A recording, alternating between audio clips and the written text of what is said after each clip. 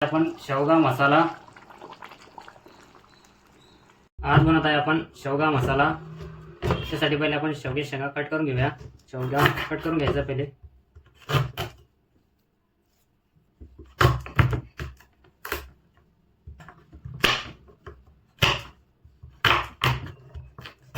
Cut झालेला आहे। आता याला आपण शिलून घेऊ। याचे शिलटे काढून घ्यायचे शेवग्याच्या शेंगाचे। शेवग्याच्या शेंगाची शिलटे काढणं झाले आपले। आता आपण शेवग्याच्या शेंगाला बॉईल करून घेऊया। याच्यामध्ये हळदी आणि नमक ॲड करायचं आहे। याच्यावरती आपण आता झाकण ठेवून देऊया।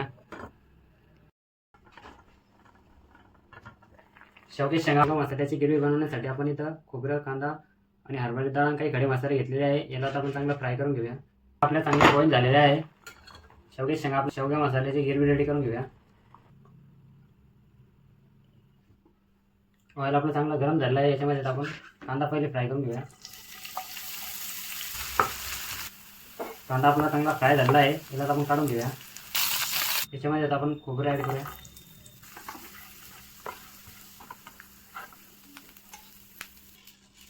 खडे मसाले पण याच्यामध्ये फ्राय करून घ्यायचे।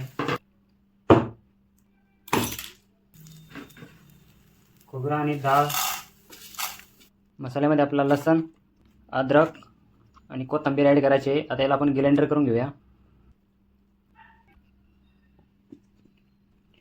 शेवगा मसाल्याचा आपला मसाला रेडी झाला आहे। आता आपण ग्रेव्ही रेडी करून घेऊया।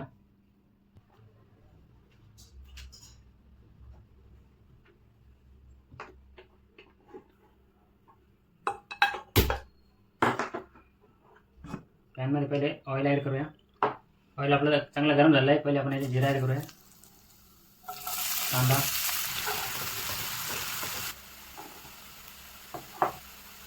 धनिया पावडर, चटपट किचन किंग सुपर गरम मसाला, नमक, हल्दी। हे मसाल्याला चांगला आपण पहिले फ्राय करून घेऊया।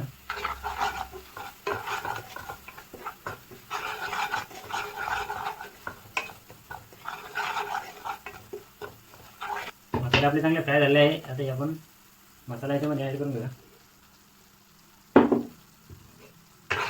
याला पहिले चांगलं भरून घेऊ आपण।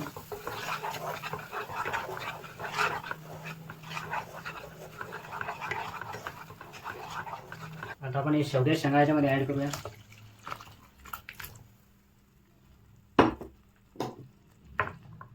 याला मिक्स करून घेऊया।